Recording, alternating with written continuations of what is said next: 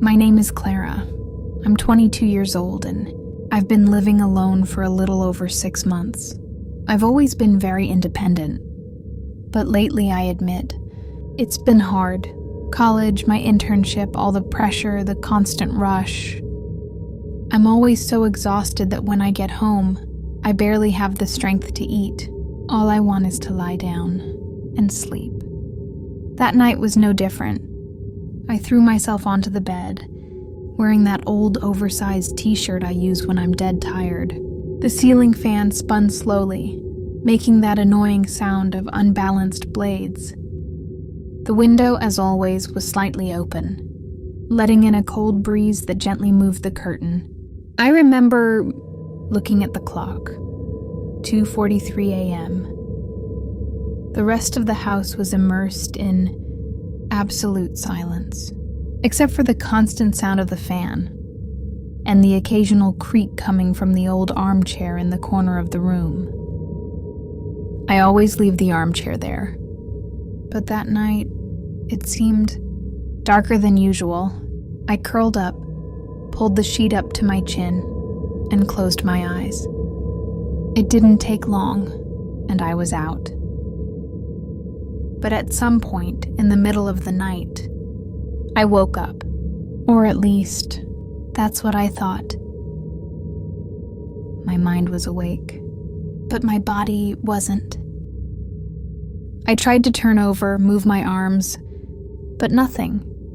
The sensation was terrifying, like someone had placed tons of concrete on top of me. My heart started racing, my breath faltered, and then I realized that my eyes were open. The room looked the same, but it wasn't. The fan still made that same irritating noise, but now it seemed slower, almost dragging, as if time was passing differently. The breeze that was once fresh now felt freezing, cutting, and the curtain, which had been swaying gently, was now completely still. Paralyzed, just like me. That's when I realized the air was heavy. It was like breathing through fogged up glass, thick, suffocating, each breath harder than the last. And then came that horrible feeling, that absurd certainty that I wasn't alone. I felt it before I saw it. That icy chill that starts at the nape of your neck and slides down like a blade of ice along your spine. My eyes, still frozen, were fixed on the armchair in the corner of the room. At that moment, I couldn't see anything, just a shadow, but there was something there. My heart began to pound so hard I thought it would explode, but my body remained completely paralyzed. I wanted to scream, but nothing came out. I wanted to close my eyes, but they stayed open, forced to look. And then I felt that shadow move, just a small nightslide, as if something was detaching itself from the walls, from the very darkness of the room. My throat tried to make a sound, anything, but all that came out was a muffled, unrecognizable whisper that even I couldn't hear. And suddenly, like a snap, my body came back. My arms moved, my legs, and I sat up in bed gasping as if I had just surfaced from a nightmare. The streetlight outside spilled pale shapes across the wall through the window. I looked at the armchair, and there was nothing there. Just the same pile of clothes I'd left days ago. I ran my hands over my face, sweaty, trembling, and I laughed. A nervous, fragile laugh. It must have been a dream. Just a dream, I thought, trying to convince myself. But deep down, I knew it wasn't a dream. The room was still cold. The air still felt dense. And that sensation that there was someone else there didn't leave with the awakening. It stayed, lingering, like a silent presence, hidden, waiting, patiently, for the next night. After that night, I couldn't be the same anymore. The next morning at work, I could barely concentrate. My colleagues talked, smiled, typed away on their computers. And I was there, but at the same time I wasn't. My mind trapped in the night before. That sensation, that weight, that shadow on the armchair. Several times during the day, I caught myself staring blankly at some random spot, and then the chill would come. Suddenly, without explanation. The same cutting cold I felt that dawn, rising from the base of my spine, spreading through my arms, my legs, until it took over my entire body. And the air felt heavy again. At the office, with the air conditioner running and the fluorescent lights flickering, I felt as if the place was the same bedroom from the night before. At times, the sound of fingers on keyboards would fade, as if everything around me became muffled, distant. I kept trying to convince myself, it's just exhaustion. You're overreacting. It was just a bad dream. But I knew it wasn't. And then the next night came. It was almost midnight when I finally managed to lie down. My body wanted to sleep, but my mind didn't. I kept tossing and turning, listening to the familiar sound of the fan, that clack, that now, more than ever, felt like it was mocking me. I closed my eyes, trying to convince myself that everything was fine. But sleep won, and when I realized, I couldn't move anymore. Once again, awake, yet imprisoned in my own body. My eyes opened automatically, and the terror was immediate. This time there was no moment of doubt, no confusion. I knew exactly what was happening. My breath faltered, and my chest started to feel heavy, as if something was sitting on me, pressing, suffocating. The room felt even darker, as if the faint streetlight couldn't reach through the window anymore. The fan had stopped, completely still. And then I heard it, a sharp, dry crack coming from the corner of the room. My gaze, still trapped, was forced in that direction. The armchair, and this time, it wasn't just a shadow. No, the thing was there.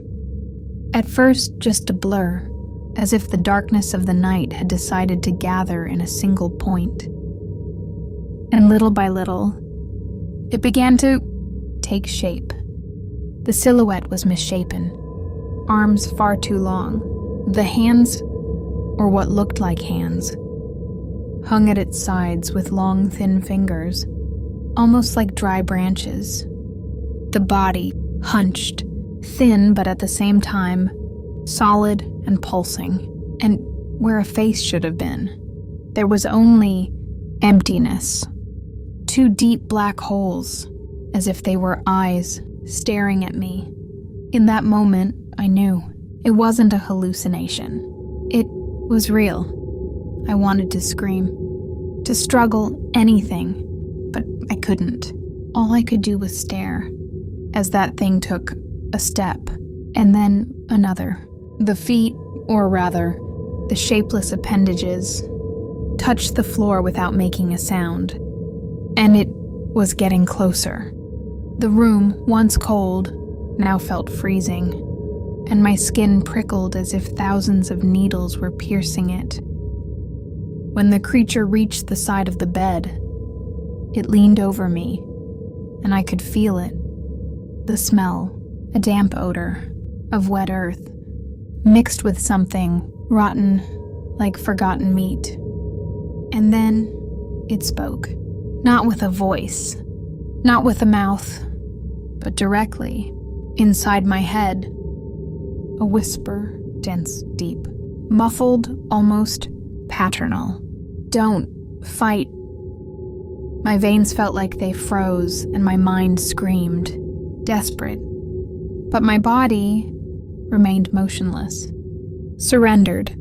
The creature then leaned in even closer, and without physically touching me, I felt it, as if invisible threads connected to my skin, to my soul, pulling, sucking, draining, something I didn't even know I had. My vision began to darken at the edges, as if the room was fading, little by little, until only it remained. There, above me, my strength was slipping away. My chest burned, and then, as if it had had its fill, it stopped. The creature slowly straightened up, and without hurry, began to move, retreating, step by step, until it merged again with the shadow.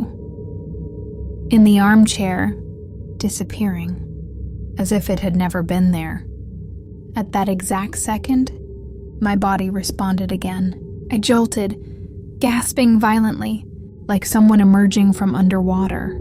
I sat up in bed, trembling, eyes wide, lungs burning. I looked toward the corner of the room, and once again, just the old armchair, empty. I got up, staggering toward the mirror, and then I saw it, on my neck, on my chest, small marks, purplish, like thin bruises, scattered.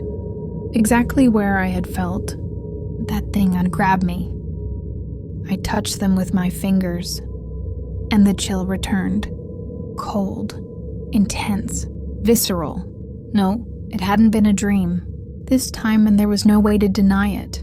After that second night, I couldn't sleep properly anymore. In fact, I started to be afraid of sleeping. In the days that followed, I tried everything. Caffeine, lights on, TV shows playing until dawn.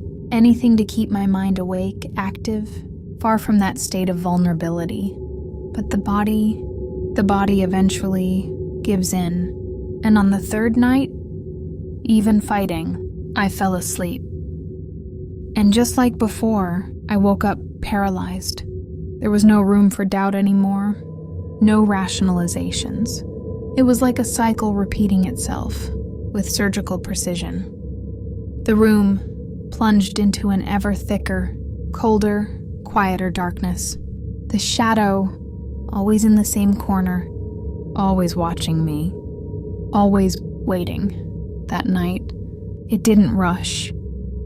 It stayed there, still, motionless, for long minutes, as if savoring my terror, as if it knew that the more I despaired, the weaker I would become. And then, it started to move, slow, fluid, like black smoke taking shape. The fingers, those damned long fingers, extending toward me. But this time, it was different. I felt it wasn't just draining my energy, my strength. No, this time it wanted more. I felt that each time it came, I left something behind, something I couldn't get back, as if parts of me were being torn away, taken piece by piece. I woke up once again, sweating, gasping, my body frozen, my limbs numb, my chest aching, and with new marks, scattered, as if I had been scratched by invisible claws. The dark circles, deep purple, seemed to carve holes into my skin, pale, lifeless, my mind confused, dazed. At work, I couldn't hide it anymore. My coworkers would ask, "Are you okay?" And I would just nod, too exhausted even to lie. But no one would believe me if I told them, and even if they did, they couldn't help me. I started researching, hours and hours late at night, staring at the computer screen, reading about sleep paralysis, accounts from people who, like me, woke up unable to move, seeing things, shadows, entities, figures watching. waiting. Some described exactly what I saw. Others spoke of different beings. But the sensation was always the same. We are not alone when we sleep. That's what they say, isn't it? But the scariest part wasn't the similarity between the accounts, but the fact that none of them seemed to have found a way out. I started to realize that each night, the creature would come, becoming more daring, closer, more present, and weaker, more vulnerable, as if I were losing a battle I didn't even know I had begun. Today, as I record this account, I know that it won't stop. It won't go away. It won't leave me. The paralysis doesn't happen only when I'm sleeping anymore. Sometimes, in the middle of the day, when I'm alone, I feel that chill, that presence. Sometimes, I think I've seen the silhouette in the mirror or in the window, just for a second. Too quick to be sure. But I know it's there. It always has been. And maybe it's there with you too. After all, who hasn't woken up in the middle of the night, unable to move, with that suffocating sensation that there's someone or something right there, watching you, waiting for you to fall asleep again.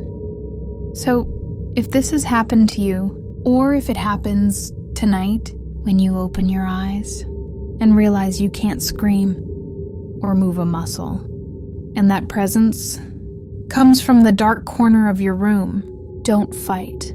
It's no use. It already knows where you live. And now, it will never leave. Good night, and sweet dreams.